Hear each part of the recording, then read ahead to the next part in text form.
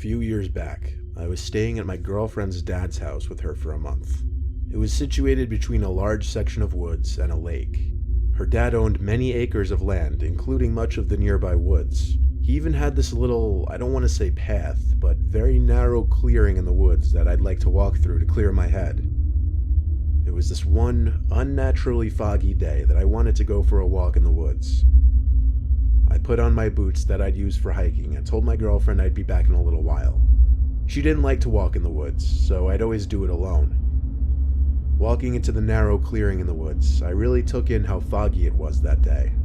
I couldn't see 15 feet in front of me. I hadn't seen it like that in years. In fact, I haven't seen it that foggy since. But as long as I'd stay in the clearing, I'd be able to find my way back. Walking through the clearing, I thought I could hear my footsteps being mirrored, as in synchronized with someone else's steps. So I stopped and listened. This was private property. Nobody should be here except for me. So I calmly called, "Hello?" When I didn't hear any calls back or footsteps, I felt it was safe to continue walking. The woods had a very eerie vibe with the thick clouds of fog floating through the trees. Crunches on the floor of the woods from my boots and the sounds of evening crickets was just about all I heard. A calming vibe. Then I heard it. A moaning-like breathing noise, like an old man moaning in discomfort. This time I knew I wasn't alone. It sounded like someone was hurt. I walked towards the noise, concerned, once more calling out, "Hello?" I stopped when I sharpened my senses a little and noticed the figure of a person standing just far enough away in the fog in front of me where I could see their presence there, but that's just about it. Just a really tall figure in the fog. That was the person making the moaning sounds. I crept a little closer, asking if the person needed assistance, but I didn't exactly get a better view. So I walked a little closer, and still, it didn't feel like I was getting any closer to the person. I yelled this time, and the moaning stopped. I took 2 more big steps this time towards the figure, and that's when I realized that no matter how much I walked forward, this person, this figure, didn't seem to get any closer. I turned around and started walking back through the clearing in the direction of my girlfriend's dad's house. I looked over my shoulder about 5 seconds later and swallowed my gum, seeing that the figure now behind was still the exact same distance it had been this entire time. I started running, heart racing, running short on breath rather quickly. And every time I looked over my shoulder, I saw that figure hovering the same distance behind me.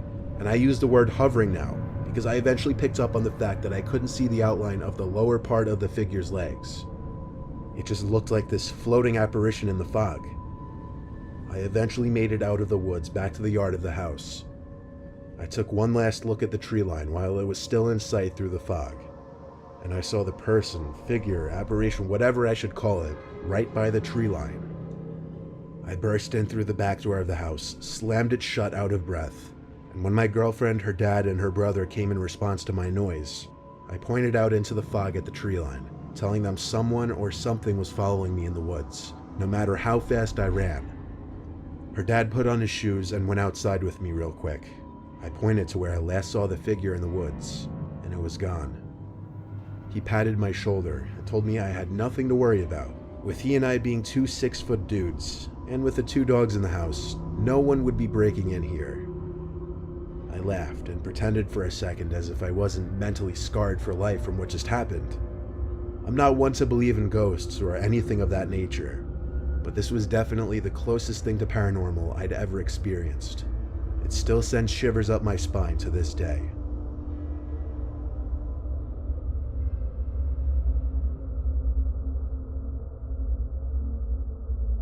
While in the process of moving from my parents' place in Staten Island to Manhattan, I was using a lot of apps like Craigslist and Letgo for new furniture. I had already gotten the apartment in Manhattan by the point of this story, but I was still spending most of my time in my parents' house while I was still finishing up furnishing the apartment. I was on the app Letgo, and I found a really cheap, nice-looking dresser that matched the rest of my furniture. I messaged the guy whose name was Jake, and he was quick with his responses.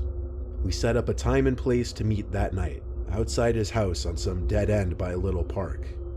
He said he worked late shifts, and his only available time to meet would be past 10 most nights. That was fine for me though. I didn't have work that week. The meetup time was 10:30. I wanted to be a little early because honestly the later it got, the sketchier things would feel. I got to his house at like 10:15 or maybe earlier, but it was an intensely foggy night. I couldn't even see if there were other cars parked in the street. Literally seconds after I parked at the dead end, I got a message from Jake on Letgo saying, "You're early. Just give me a second, I'll be right out." I thought, what in the world? How did he know I arrived that second? Was he watching from somewhere in the fog? Still, I replied, okay, and looked around even harder now. I realized there weren't really any houses on this street, at least not normal-looking houses. It was an unusually secluded street for Staten Island with some small buildings that I couldn't even make out what they were for. Eventually, Jake sent me another message saying, "Come on out, the dresser's waiting out back." Out back where though? I couldn't see anything.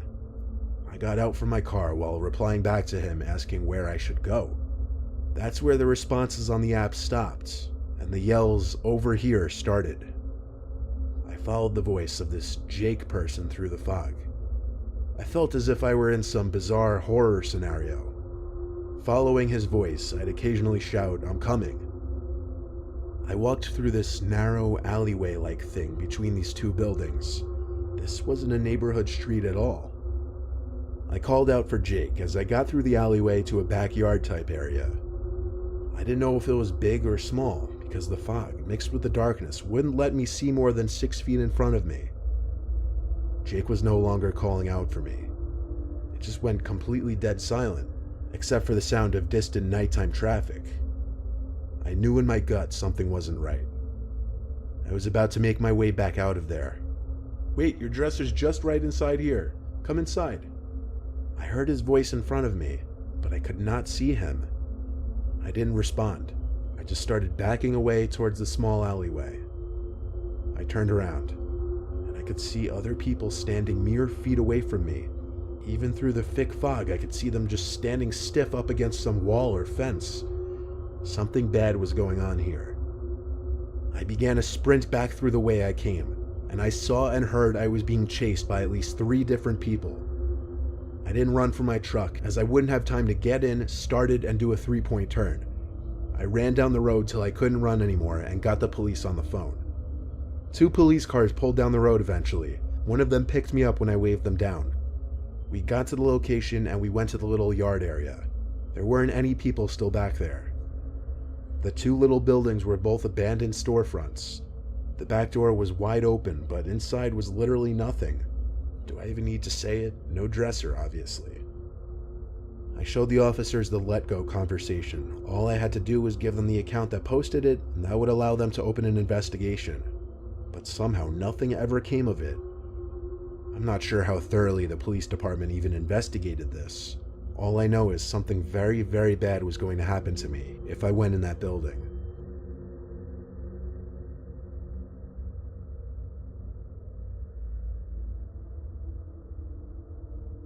Last Saturday, while I'm writing this, it was an insanely foggy day. My family and I are quarantined in Jersey. My wife was out shopping, and my son was in his room. I was trying to get work done on my computer in my office room when my 6-year-old daughter Veronica came inside, saying she saw someone in the garden. I left the office to the window looking in the backyard where the garden is. And indeed, she was right. There was someone standing over my garden. Their back was to us, but they didn't appear to be doing anything, and I know it sounds unbelievable, but I really couldn't tell if it was a man or a woman. That's how foggy it was.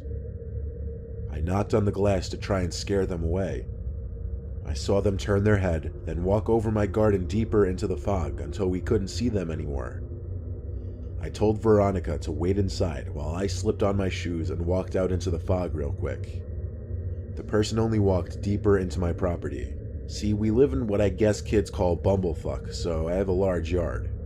Obviously, seeing someone on this yard is unsettling, and my natural reaction was to follow in the direction I saw the person walk.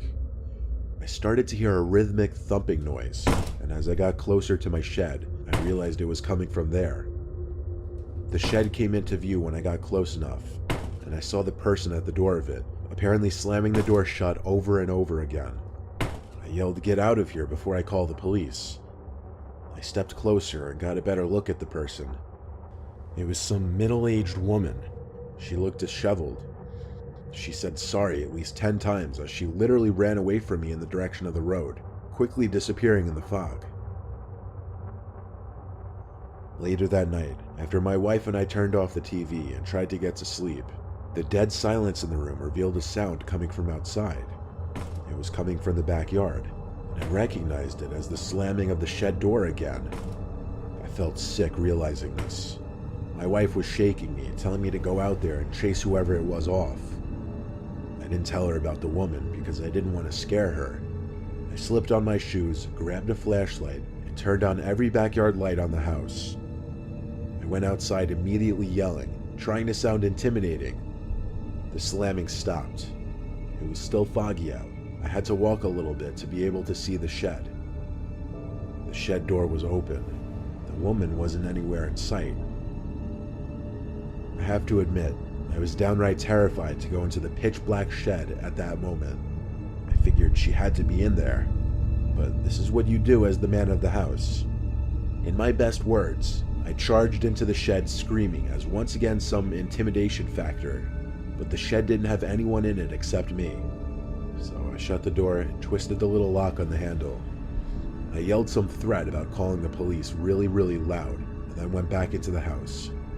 I turned off all the backyard lights, and as I was walking back to my bedroom, Veronica came up to me crying. "What's wrong?" I asked her. She replied, "Look out my window." Those words hit me hard. I ran to her room, keeping the light off, and saw that woman standing at her window trying to open it. I got a clear view of the woman now, and her face was nothing short of horrific. She had droopy, cracked skin, her hair was wiry and grayish. She looked like her teeth were probably effed up too. There was clearly something wrong with this woman, and I had to assume she was dangerous. I screamed at her to leave us alone, and then went for the phone to call 911. The woman ran off for good this time. The cops couldn't really do anything except alert other officers over the radio. It's been less than a week, and yesterday my shed door was left open again from some point in the night. I'm really getting freaked out for my family. I fear one of these nights I'll wake up and she'll be inside the house.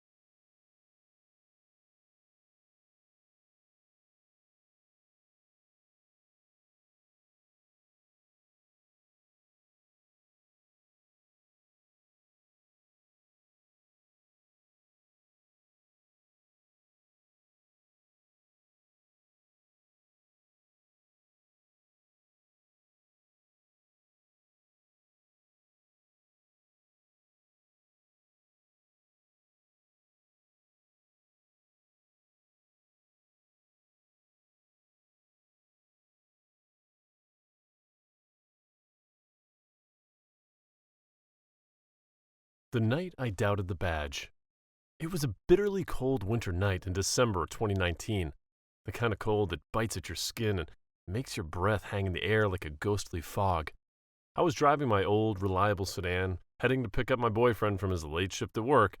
He finished at 10 p.m., and I was already a little late. The streets were empty, the city quiet under a blanket of freshly fallen snow. I didn't mind the quiet. In fact, I welcomed it. But things took a turn when we got into the car. A stupid argument sparked. Something about his job, something trivial, but it quickly escalated. He was frustrated, I was tired, and neither of us was in the mood to back down. Words were exchanged that shouldn't have been, and before I knew it, we were shouting at each other. The argument blew up way faster than I had expected. It ended with him grabbing his stuff and walking out of the car. I just sat there, still mad. Instead of heading home, I took the highway. I needed some time to be alone. The highway stretched out ahead, dark and empty. The road felt endless, with only my headlights cutting through the night. The occasional road sign flashed by, but otherwise, it was just me, alone with my thoughts. I didn't really have any destination in mind. I just kept driving, needing the solitude to clear my head. After driving for what felt like an hour, a flash of light in my rearview mirror caught my attention. At first, I thought I was imagining it, but then I realized it was a police car coming up behind me. My heart skipped a beat. I quickly ran through my mind. Was I speeding? I don't think so, but I couldn't be sure. I'd been so lost in my thoughts that I hadn't really been paying attention to the speedometer. The police car's lights flashed, signaling me to pull over. My hands tightened on the wheel as I slowed down and moved to the side of the road. I rolled down my window as one of the officers approached, flashlight in hand. He asked for my license and registration, his tone calm but a little too stiff. I handed them over, trying to keep my cool, but something felt off. He said my car matched the description of a vehicle involved in a crime nearby. That sent a jolt through me. I answered his questions, trying to stay composed, but his gaze was intense, like he was sizing me up. Then he asked, "Are you traveling alone tonight?" My nerves spiked. I nodded, feeling the unease growing with each question. As the officer continued his questioning, I couldn't shake the feeling that something was seriously wrong. His questions weren't typical. They seemed more interested in where I was going and why I was alone than anything else. And then, when he asked to check inside my car and the trunk, my gut twisted. I wanted to refuse, but he was already holding on to my documents, and the way he phrased it felt less like a request and more like a command. Reluctantly, I agreed, stepping out of the car. I was asked to stand aside while he did his job. My mind raced as I watched him closely. That's when I noticed his car. There was something off about it. The paint looked dull and the logo seemed faded, almost like it had been tampered with. Was it possible to stumble upon a fake police car? I don't know, but my gut told me something was definitely wrong. And then, my eyes met the intense gaze of the officer sitting in the driver's seat. He hadn't moved, just sat there, sizing me up. My heart started to pound. This wasn't right. I needed to do something to save myself before it was too late. So I quietly fumbled with my phone in my pocket, activating the emergency contact feature, and dialed 911.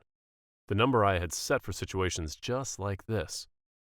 "Which precinct are you from, sir? I just want to confirm," I asked, hoping I could give the operator some details they needed. The officer, who I now considered might be a fake, paused for a moment, clearly caught off guard by the question. He looked up at me, his expression hard to read before he replied. "We're from the 4th Precinct." The answer was vague, and it didn't reassure me at all. So I continued. "Can I see your search warrant, sir? I don't think stopping my car on this highway is quite right." But that guy didn't answer right away.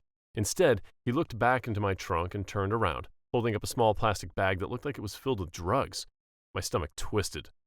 "This was in your trunk," he said flatly. Panic surged through me.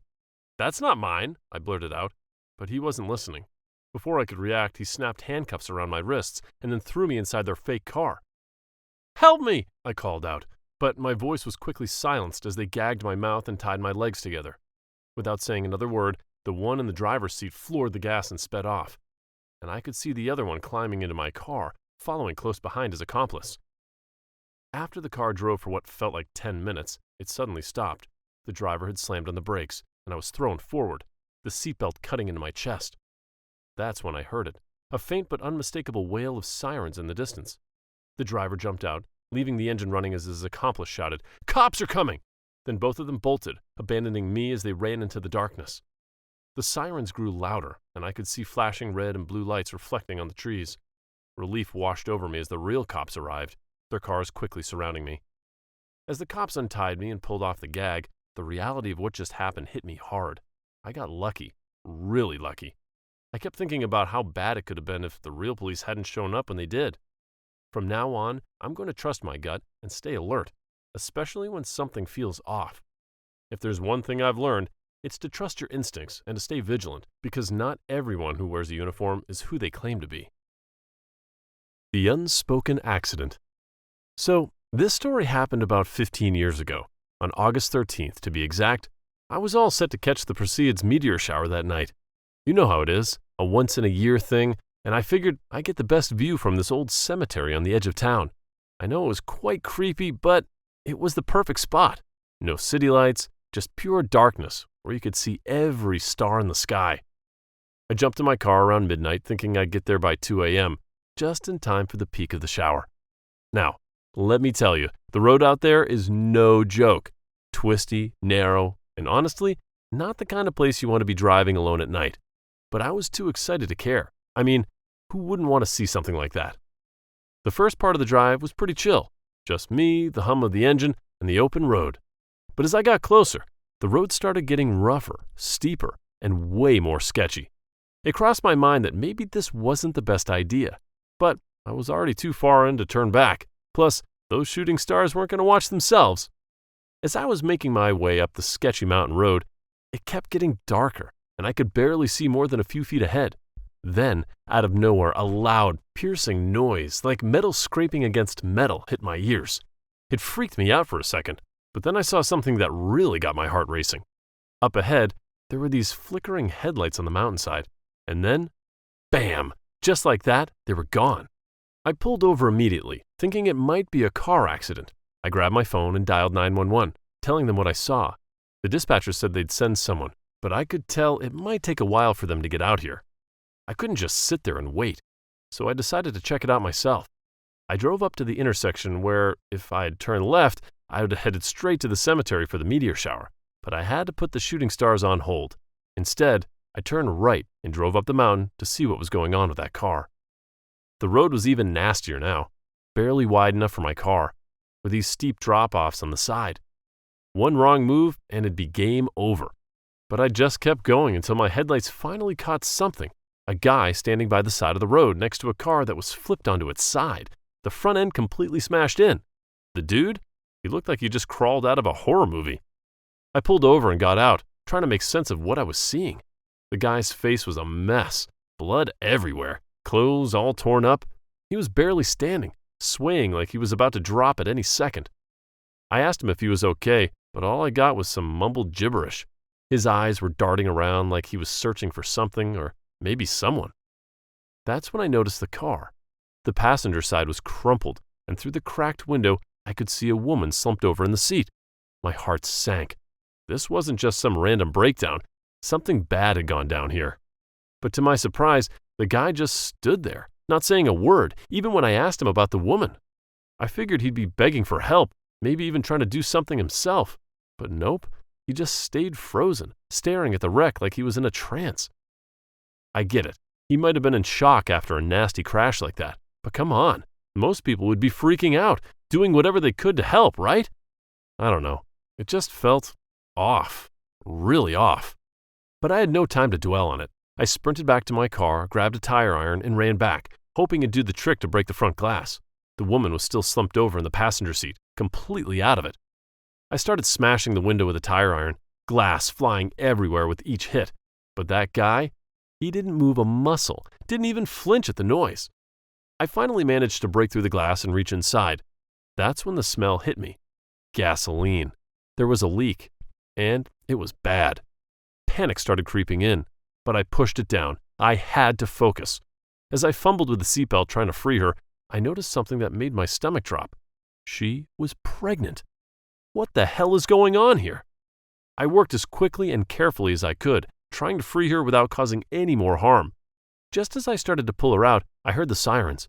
Finally, help was on the way. The relief was short-lived, though, because when the cops and paramedics arrived, the guy started to panic like he was caught. The cops came over to help me with the rescue, and I quickly explained the woman's condition. They moved fast, getting her onto a stretcher and into the ambulance while another officer pulled the guy aside to get a statement. And that's when I finally heard him talk.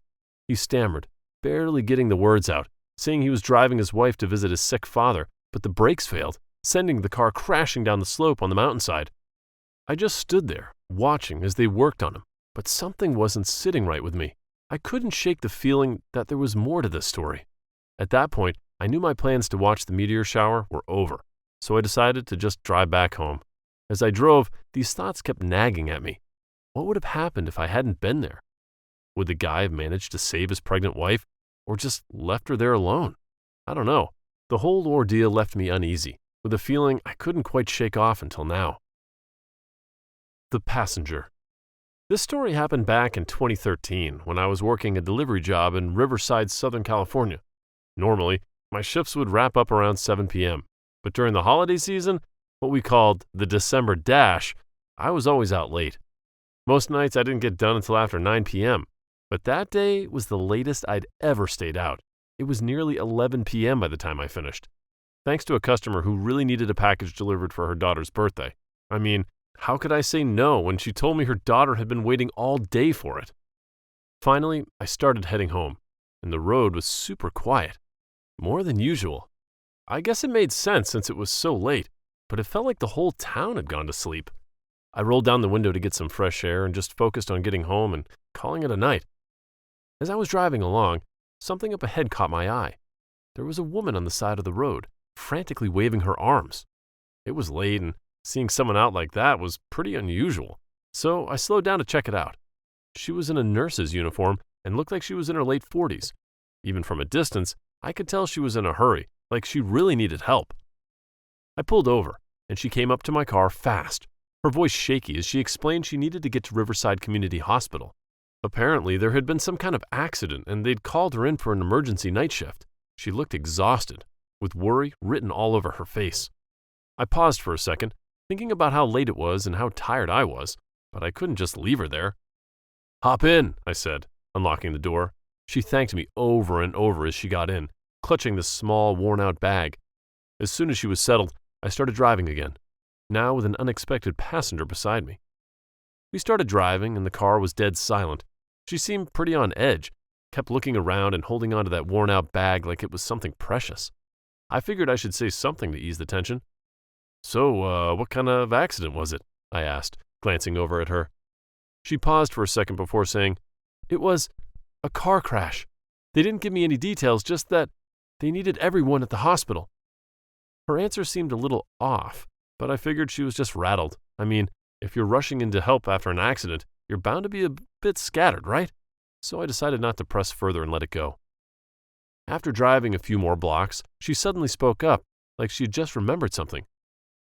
"Actually, I need to meet a colleague before getting to the hospital. We need to discuss something important about the accident. If you could drop me off where they're waiting, that'd be great.